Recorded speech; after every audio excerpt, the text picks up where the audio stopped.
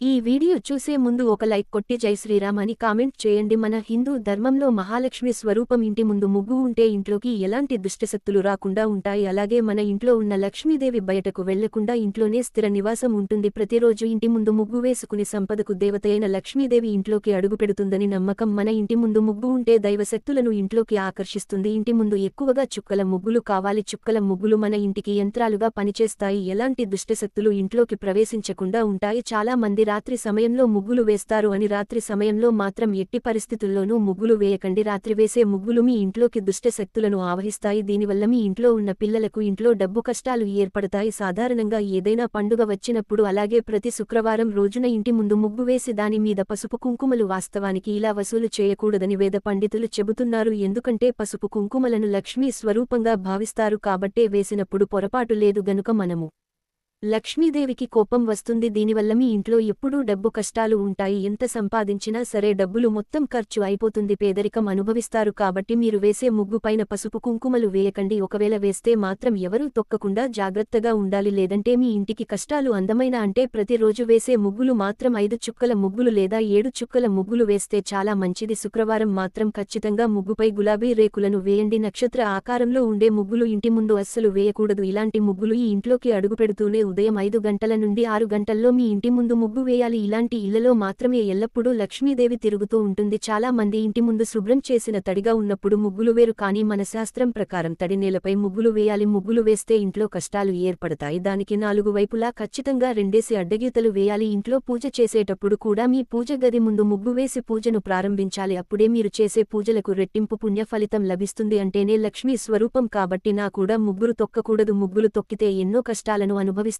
ప్రతిరోజు ముగ్గులు వేయడం కుదరని వాళ్లు కనీసం శుక్రవారం రోజు అయినా సరే నీ ఇంటి గడపకు కుంకుమ బొట్లు పెట్టి ఇంటి ముందు ముగ్గులు వేస్తూకోండి. ఎందుకంటే ప్రతి శుక్రవారం నాడు ఆ మహాలక్ష్మీదేవి మన ఇంటి ముంగిట్లోకి వస్తుంది అని పురాణాలు చెబుతున్నాయి. కాబట్టి లక్ష్మీదేవి వచ్చిన సమయంలో మనం గుమ్మం ముందు ఎంత అందంగా ఉంటే ఐశ్వర్యం మీ ఇంట్లోకి వస్తుంది. మాత్రం ముగ్గులు వేయండి. ముగ్గులు ఏమాత్రం ప్రయోజనం ఉండదు. ఉదయాన్నే ఇంటి ముందు కల్లాపి జల్లుకుని ముగ్గు వేస్తే మీ ఇంట్లో ఖచ్చితంగా లక్ష్మీదేవి కొలువై తీరుతుంది. కానీ నేటి సమాజంలో అందరూ పట్టణాల్లో ఉండటం వల్ల కళ్లకు చదువుకోవటానికి వీలు కుదరదు. అలా కుదరని వాళ్లు కనీసం మీ ఇంటి ముందు పసుపు నీళ్లతో శుభ్రం చేసుకుని వేసుకుంటే చాలా. వారంలో ఒకసారి అయినా సరే మీ ఇంటి దగ్గరలో ఉన్న గుడిలో ముగ్గులు వేస్తే మీ ఇంటికి అక్కడే రాజయోగం ప్రాప్తిస్తుంది. దేవాలయాల్లో ముగ్గు వేసే స్త్రీలకు 7 జన్మల వరకు వైధవ్యం రాదని ఎల్లప్పుడూ దీర్ఘసుమంగళిగానే ఉంటుందని బ్రహ్మాండ పురాణం వివరిస్తుంది. చాలామంది ఏదైనా పండుగ వస్తే చాలు నడవడానికి కూడా చోటు లేకుండా వాకిలంతా ముగ్గులు వేస్తారు. కానీ ఇలా అస్సలు చేయకూడదు. అలాగే కొంతమంది ఈ రోజు ముగ్గులు వేయలేక పెయింటింగ్తో ముగ్గులు వేసేస్తున్నారు. పెయింటింగ్తో ఉండే ముగ్గులు శాస్త్రం అంగీకరించదు. ఏ రోజుకా రోజు బియ్యపు పిండితో అప్పుడు మీ ఇంటిపై లక్ష్మీ కటాక్షం సిద్ధిస్తుంది. ప్రతి సోమవారం ముగ్గు వేసేటప్పుడు మీరు వేసే ముగ్గులు 5 పుష్పాలు ఉండేలా చూసుకోండి అని తీసుకొస్తుంది. ఎవరైతే ప్రతి శుక్రవారం నాడు గడపకు పసుపు రాస్తే ఎలాంటి ఆడపిల్లలకు ఆలస్యం కాకుండా పెళ్లిళ్లు జరుగుతాయి. మంచి మనసున్న మనసు అర్థం చేసుకునే వాడు ఎన్నడూ విడిపోని వాడు వస్తాడు. గడపకు పసుపు రాసి కుంకుమ బొట్లు పెట్టి ఆడవాళ్లకి తన భర్త ప్రతి ఒక్కసారి అమావాస్య వస్తుంది. అమావాస్య రోజున మాత్రం ఇంటి ముందు ముగ్గు వేసుకోకూడదు. అమావాస్య నాడు వేసే